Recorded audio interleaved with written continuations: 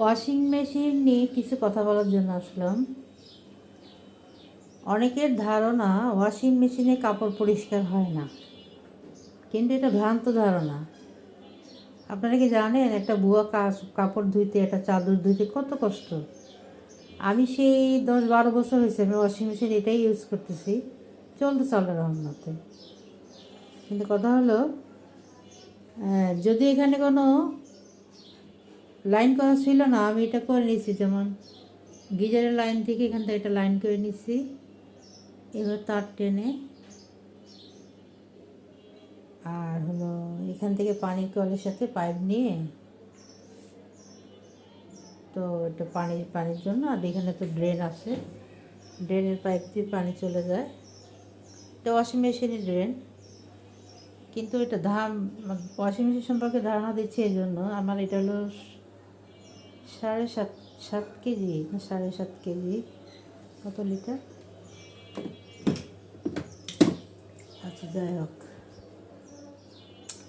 আমি বলতে চাচ্ছি যে এই যে দেখুন, আমি দুইটা এখানে চাদর দিয়েছি, দেখেন কি ময়লা পানি, এখানে কি ময়লা পানি বের হয়েছে, তাই না? এটা আরও হবে। এই যে এভাবে ঘুরে সুইচ দিলে, এভাবে একবার ঘুরে আবার উল্টা দিকে আরেকবার ঘুরে। তবে পানি বেশি দিতে হবে, ব্লেন্ডারের মতো। আমরা ব্লেন্ডারে যেমন পানি ছাড়া ঘুরবে না, ওই রকম পানি কম পরিমাণ হলে একটু মেশিনের উপর একটা চাপ পড়ে। এভাবে করতে করতে হয় কি, আপনার মনে করেন যে এক ধোয়া দেওয়ার পরে দেখবেন যে অনেক পানি যখন কালো হয়ে গেছে, মানে পরিষ্কার বোঝা যাচ্ছে যে পরিষ্কার হয়েছে, তখন ড্রেন করে দেব।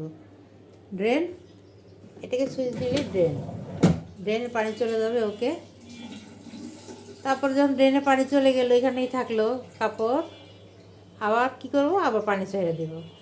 এভাবে 2বার আবার ড্রেন করব, আবার পরিষ্কার, লাস্ট ফিনিশিংয়ে আবার পরিষ্কার পানি আসবে, আবার দেব। এরপরে স্প্রিং যেটাকে কাপড় শুকায় না, আমারটা হলো চিপায় যে মানে পানি শুকায় দেয়, শুকায় দেয় একদম, ড্রাই করে দেয় না কাপড়, তা না, পানিটা চিপায় দেয়, যে আমাদের কোনো কষ্ট হয় না। তো এটাও এরকম, মানে সুইচের মাধ্যমে। এটা বন্ধ করা ছাড়া যদি সুইচ চলে না, তাহলে আপনাদের দেখাতে পারতাম। দিয়ে এই দেখেন, এভাবে ঘুরতে ঘুরতে কাপড়, অলরেডি কাপড় পানি চিপ একদম শেষ করে দেয় একদম, মানে আর কোনো ভেজাল নাই।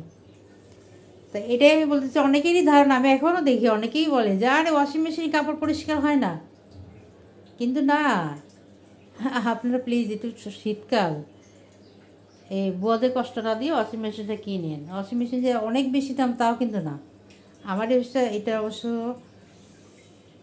12-13 বছর তো হয়েই গেছে, সার্ভিস দিচ্ছে ভালো, শার্প কোম্পানি চলতেছে। আর আমি এটা কেনার পর থেকে আমি তখন কাপড় ধরবো আর কিনা, কী জন্য ওদেরকে কেন কষ্ট দেব।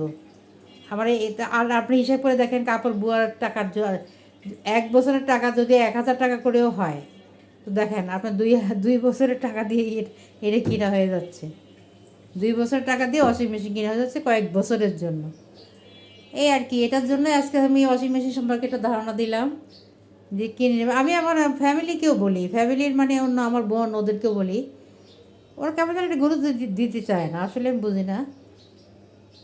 আসলে আমি ওই বাইরে এটা ইউজ করে আসছি, তো আমার মনে হয় যে একটা গামছা ধোবো, গামছাও আমার ওয়াশিং মেশিন ধুতে হবে কাপড়ের সাথে, মনে করেন যেন আমার জামা কাপড়ের সাথে ওই হাত দিয়ে ধুতে পারি না, কেন ওই যে অভ্যাস হয়ে গেছে, এই জন্য। যাই হোক, ভিডিও যদি ভালো লাগে তাহলে লাইক, কমেন্ট, শেয়ার, সাবস্ক্রাইব করবেন। উপকারী কিছু জানার জন্য কিন্তু আমি আসলে ভিডিওগুলো করি। আমার কথা হলো যে আমার মাধ্যমে যদি কেউ উপকার হয়, তাহলে নিজের কাছে ভালো লাগবে, মানুষের কাছে ভালো লাগবে, মানুষ আমাকে পছন্দ করবে, আমাকে সাবস্ক্রাইব করবে, আরও কিছু জানার জন্য নতুন কিছু আগ্রহ দেখাবে। ঠিক আছে, ওকে, আল্লাহ হাফেজ।